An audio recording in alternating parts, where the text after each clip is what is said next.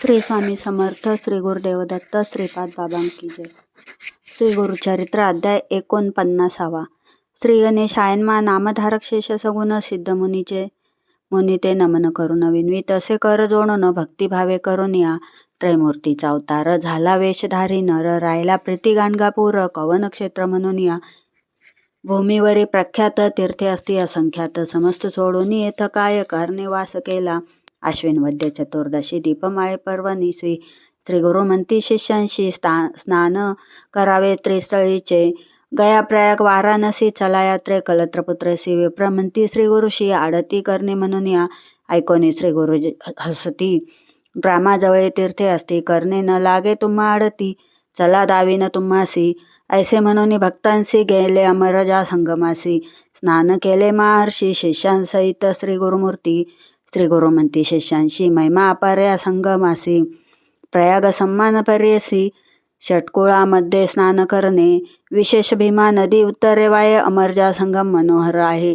गंगा यमुना निर्धार हे तीर्थ बरवे पर्यसा आणि कष्ट तीर्थे असती त्यांची महिमा असे ख्याती सांगेन ऐका एक चित्ती श्री गुरु म्हणती शिष्यांशी ऐकोनी श्री गुरुचे वचन विनवीत असे भक्तजन अमरजा नाम कवनापासा उत्पत्ती जालिंधर निशाचर समस्त जिंकिती वसुंधरा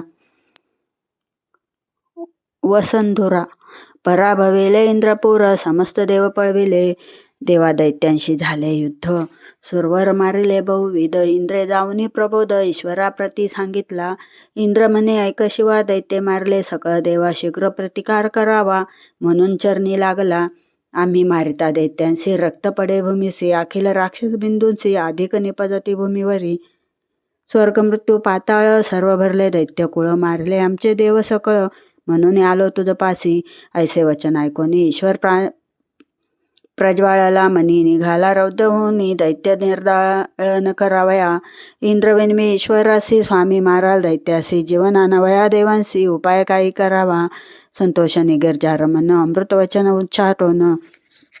उच्चारोन घट दिदला तक्षण संजीवनी उदक देखा उदक घेऊन इंद्र राव त्वरित जातसे स्वभाव शिंपवनिया समस्त देव उठविले तयेवेळी उरले अमृत घटी होते घेऊन जाता अमरनाथे पडिले भूमी अवचिते प्रवाह झाला क्षितिजावरी संजीवनी नामे नदी उद्भवली भूमी प्रसिद्धी अमरजा नाम याची विधी प्रख्यात झाली अवधारा अमृत नदी नाम येसी संगम झाला भीमरतेसी तीर्थ झाले प्रयाग सरशी त्रिवेणीचा संगम ऐसा संगम महिमा देखा पुढे तीर्थ असे अतिविषेका दिसे अश्वत्थ सन्मुखा मनोरथ तीर्थाचे त्या तीर्था स्नान केल्या मनोरथ पाविजय काम्य कल्पवृक्ष स्थान अनुपम्या कल्पिले फळ पाविजय कल्पवृक्षाचे पूजन जावे मग शंकर भुवनी संगमेश्वर असे त्रिनयनी पूजा करावी मनोभावे नंदिकेश्वरा नमोनी नमन करावे चंडी तानी पुन्हा नदी सव्य करोनी जावे मग सोमसूत्राशी सवेची परतोनी वृषभाशी नमन जावे चंडीपाशी पुढे जावे सोमसूत्राशी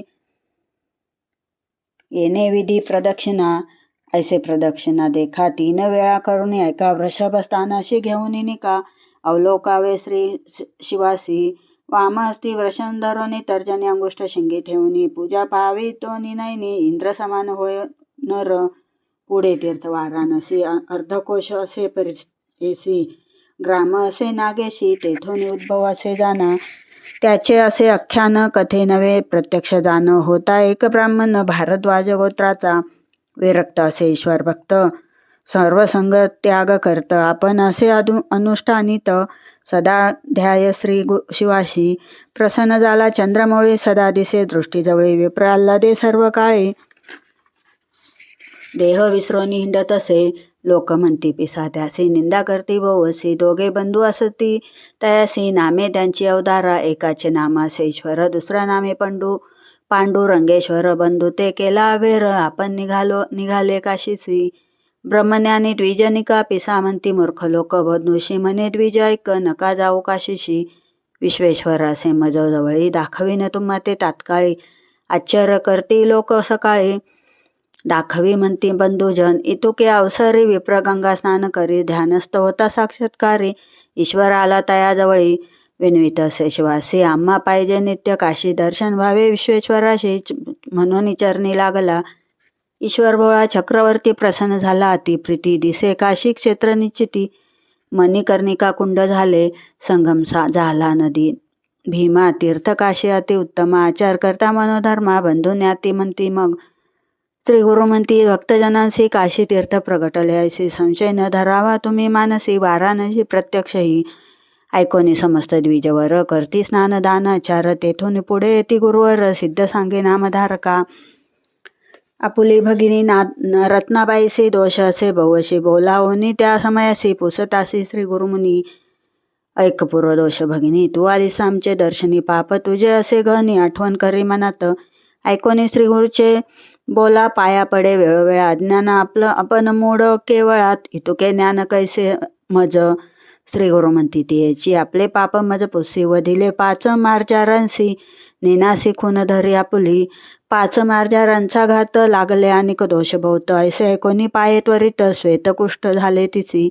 श्री गुरु पुस्तीस दियेसी तुझं असती पाप राशी पुढीले जन्मी भोगीसी तरी कुष्ठ जाईल आत्ताची. रत्नाबाई विनवी स्वामी असी उबगले बहु जन्मासी याची काजे दर्शनासी आले मी मुक्त होईन म्हणून. इतके ऐकून श्री गुरुमूर्ती रत्नाबाईस निरोप देती पाप विनाशी जाय त्वरित रत्न स्नान मात्रे जाईल कुष्ठ नित्य करो येथे स्नान सप्तजन्मीचे पाप भग्न संदेह न धरी व अनुमान म्हणून. सांगती श्री गुरु सिद्ध म्हणे नामधारकासी आम्ही देखील दृष्टीशी स्नान करता त्रिरात्रीशी कुष्ठतीचे परिहारिले. पुढे कोटी तीर्थ देखा श्री गुरु दाविती सकाळी का स्नान मात्रे होय निका. याचे आख्यान बवसे सोमसूर्य ग्रहणेसी अथवा संक्रांती पर्वणीसी अमावस्या पौर्णिमा प्रतिपदेशी स्नान तेथे करावे. पुढे तीर्थ रुद्र पाप कथा ऐसे अति विनोद गयाती तीर्थ समप्रत तीर्थ असे अवधारा. पुढे असे चक्रतीर्थ अतिविशेष पवित्र केशव देवसन्निध तत्र पुण्यराशी स्थान असे तया तीर्थी स्नान करता. पतित होती ज्ञानवंत अस्ति होती चंद्रांकिता द्वारावती समान देखा. ग्रामपूर्व भागेसी कल्लेश्वर देवी परेसी जैसे गोकर्ण महाबळेशी समान क्षेत्र परेसा. अखंड श्रावण मासी अभिषेक करावा देवासी दीपाराधना कार्तिक स्वामी अनंत पुण्य अवधारा. म्हणती समस्त भक्तजन नेनो तीर्थाचा महिमान. स्वामी निरोपेले कृपेने पुनीत केले आम्हासी. अष्टतीर्थी निरोपोन श्री गुरु आले मठस्थान. समाराधना करती भक्तजन महानंद प्रवर्तला.